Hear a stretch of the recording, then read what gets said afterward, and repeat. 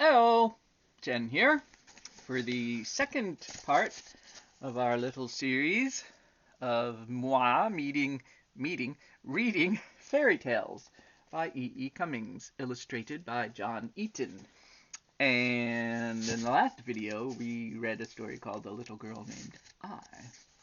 And this one is sort of from the middle of the book. And if you'll remember, the other story had an elephant in it too. And so does this one. It's called The Elephant and the Butterfly.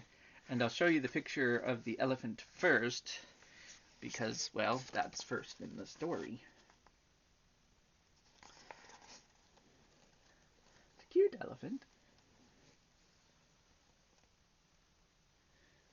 Showing us his best side. Sorry. Okay. The Elephant and the Butterfly. Once upon a time, there was an elephant who did nothing all day. He lived by himself in a little house away at the very top of a curling road. From the elephant's house, this curling road went twisting away down and down until it found itself in a green valley, where there was another little house, in which a butterfly lived. One day the elephant was sitting in his little house and looking out of his window doing nothing and feeling very happy because that was what he liked to do most, when along this curling road he saw somebody coming up and up toward his little house, and he opened his eyes wide and he felt very much surprised. "Whoever is that person who's coming up along and along the curling road toward my little house?" the elephant said to himself. And pretty soon he saw that it was a butterfly who was fluttering along the curling road ever so happily. And the elephant said, "My goodness, I wonder if he's coming to call on me." And as the butterfly came nearer and nearer, the elephant felt more and more excited inside himself. Up the steps of the little house came the butterfly, and he knocked very gently on the door with his wing. "Is anyone inside?" he asked. The elephant was ever so pleased, but he waited. Then the butterfly knocked again with his wing, a little louder, but still very gently, and said, "Does anyone live here, please?" Still the elephant never said anything because he was too happy to speak. Do you think the elephant speaks on the third knock? We'll find out. A third time the elephant knocked, this time quite loudly, and asked, "Is anyone at home?" And this time the elephant said in a trembling voice, "I am." The butterfly peeped in at the door and said, "Who are you that live in this little house?" And the elephant peeped out at him and answered, "I'm the elephant who does nothing all day." "Oh," said the butterfly, "and may I come in?" "Please do," the elephant said with a smile, because he was very happy. So the butterfly just pushed the little door open with his wing and came in. Once upon a time there were 7 trees which lived beside the curling road, and when the butterfly pushed the door with his wing and came into the elephant's little house, one of the trees said to one of the trees, "I think it's going to rain soon. The curling road will be all wet and will smell beautifully," said another tree to another tree. Then a different tree said to a different tree, "How lucky for the butterfly, because he's safely inside the elephant's little house, because he won't mind the rain." And the littlest tree said, "I feel the rain already."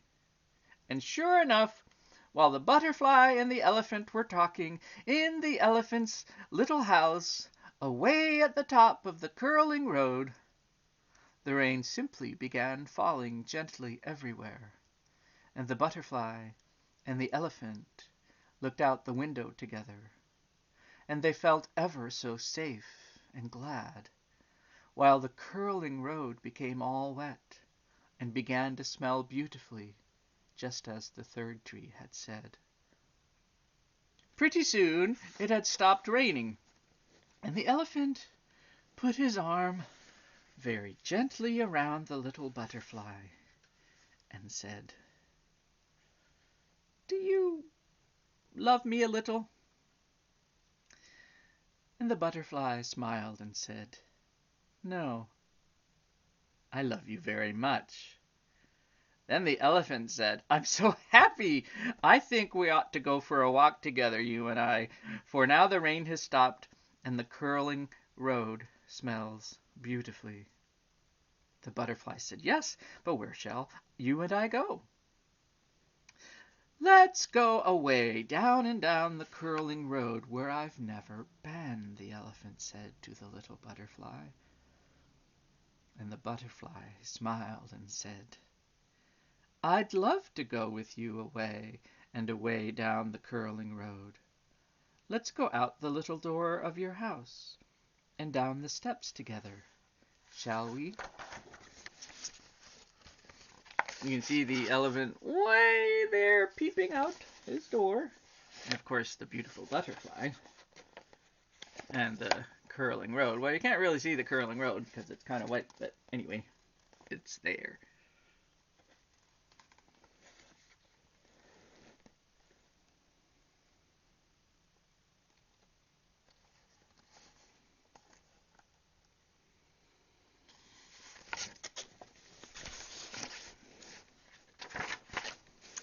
So they came out together, and the elephant's arm was very gently around the butterfly. Then the littlest tree said to his 6 friends, "I believe the butterfly loves the elephant as much as the elephant loves the butterfly, and that makes me very happy, for they'll love each other always." Down and down the curling road walked the elephant and the butterfly. The sun was shining beautifully after the rain. The curling road smelled beautifully of flowers. A little bird,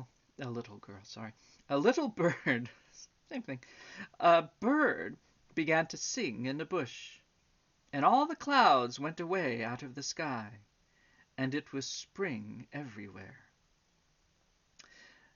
When they came to the butterfly's house, which was way down in the green valley, which had never been so green, the elephant said, "Is this where you live?" Walking down the road.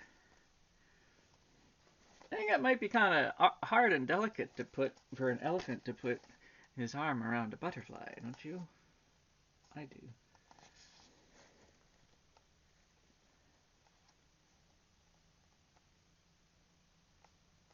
And over there, and over there is, of course, the butterfly's house.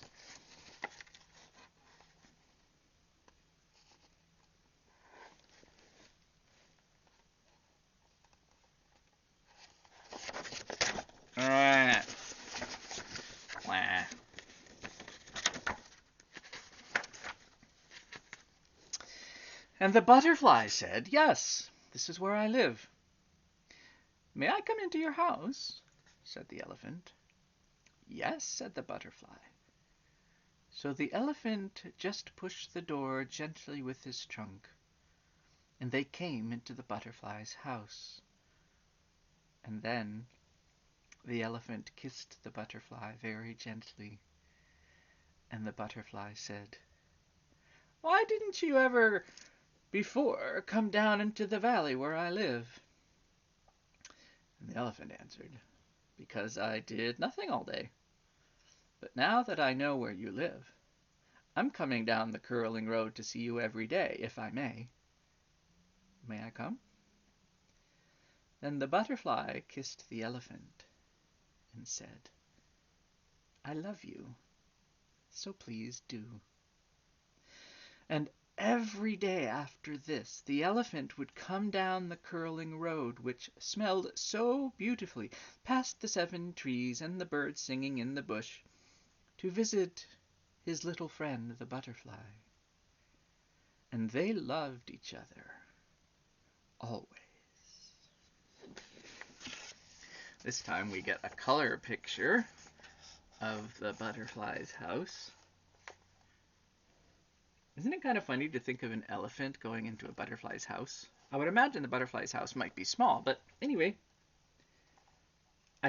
one of the things I love about the story and the book. And then we have the elephant going down the curling road that smelled beautifully.